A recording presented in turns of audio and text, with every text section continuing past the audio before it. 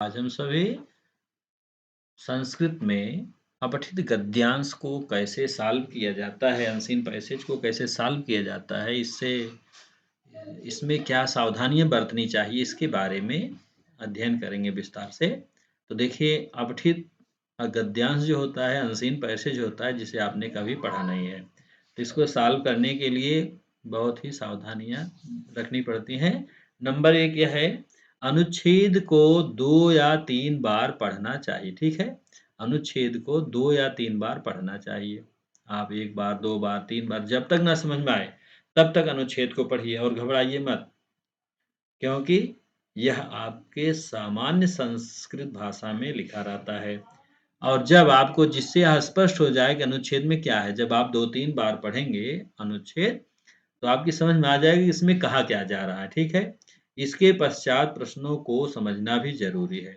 अब उसके बाद आपका जो है अनसीन पैसेज से रिलेटेड जो प्रश्न पूछे गए हैं उनको पढ़िए, प्रश्न में क्या पूछा गया यह समझिए, और प्रश्न का उत्तर आप गद्यांश में ढूंढिए। और गद्यांश की लाइन टू लाइन मत लिख दीजिए, उसे कुछ अपने शब्दों में भी फ्रेम करिए। ठीक है, इससे प्रश्न का सही उत्तर लिखा जा सकता है। तो हम जो है अपठित गद्यांश में क्या-क्या ध्यान देना है, इसके बारे में आप जो है ध्यान से समझ लें। वीडियो की स्किप मत करिएगा। यदि आपको संस्कृत अपठित गद्यांश अच्छे से करना है, तो आप इसको जो है पूरा वीडियो देखें ध्यान से। जैसे आपके सामने एक पहला गद्यांश है, ध्यान दें। निम्न गद्यांश को पढ़कर प्रश्नों के उत्तर दीजिए। ठीक है, दिया है। निम्न गद्यांशान पठित्वा प्रश्नान उत्तरत्। ठीक, निम्न गद्यांशों को पढ़कर प्रश्नों के उत्तर दीजिए। तो गद्यांश बहुत ही सरल है, आपके क्लास 6 के स्टैंडर्ड का है।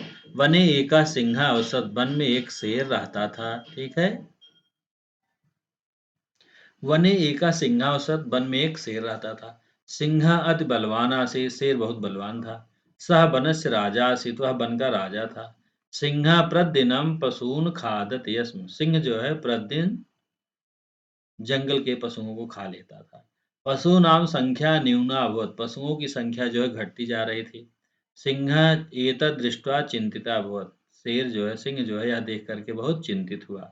अब जो है इससे हम एक पदेन प्रश्न भी पूछते हैं और पूर्ण वाक्यन भी पूछते हैं और एमसीक्यू भी प्रश्न पूछा जाता है अपठित गद्यांश से। तो एक पदेन का मतलब है 1 वर्ड में आपको आंसर लिखना है। तो 1 वर्ड में पहला है वने कह औसत। ठीक है, वने कह औसत, वन में कौन रहता था। दूसरा प्रश्न है कह बलवान आसीत, कौन बलवान था। तो बने कह औसत, आप देखिए पहली ही लाइन में दिया है बने एकह सिंह औसत, तो आप जो है क्या लिखेंगे, सिंह। ये देखिए एकह सिंह, चाहे लिखिए 1 वर्ड में लिखना है तो सिंह ही लिखना है। आपने सिंह यहाँ से लिया और यहाँ पर सिंह लिख दिया, सिंह।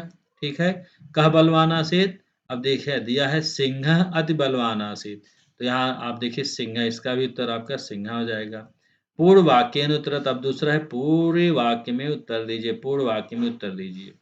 कह वनस्य राजा आसीत, वन का राजा कौन था। ठीक है, तो आप जो है गद्यांश में ढूंढिए। गद्यांश में दिया है सह वनस्य राजा आसीत, अब देखिए सह यहाँ पर सर्वनाम है, तो आप इसके स्थान पर सिंहा आप लिख सकते हैं। सिंहा को हमने लिया और सह के स्थान पर लगा करके लिख दिया सिंह वनस्य राजा आसीत, तो आप ये उत्तर बना दिए यहाँ पर सिंह वनस्य राजा आसीत। इस तरह से पूरे वाक्य में उत्तर आपने लिख दिया। अब हम चलते हैं इसके बहुविकल्पी प्रश्नों को देखते हैं। ठीक है, बहुविकल्पी प्रश्न दिया है, दिए गए विकल्पों से उत्तर चुनिए। क्या चुनना है, अवसत जो दिया है, इति क्रियापद से किम कर्तापदमत प्रयुक्तम, अवसत जो है यह निवास करता था, इसका सब्जेक्ट क्या है। तो सिंहा, इसमें सिंहा जो है आपका सब्जेक्ट है। ठीक है, विकल्प 3 सही हो जाएगा। आगे चलते हैं, दिया है दुर्बला है, दुर्बला अस्य किम विलोम पदमत प्रयुक्तम। ठीक है, तो दुर्बल के लिए अपठित गद्यांश में कौन सा जो है विलोम पद आया है। तो दुर्बलम के लिए बलवान शब्द आया है, तो आपका जो है तीसरा विकल्प सही हो जाएगा। फिर तीसरे प्रश्न पूछा सिंह अस्य किम विशेषण पदमत प्रयुक्तम, सिंह के लिए विशेषण पद क्या प्रयोग किया गया है।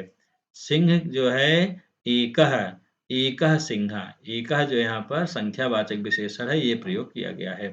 इसके बाद है सिंहः अति बलवान आसीत्। अस्मिन् वाक्ये किम् अव्ययपदम्?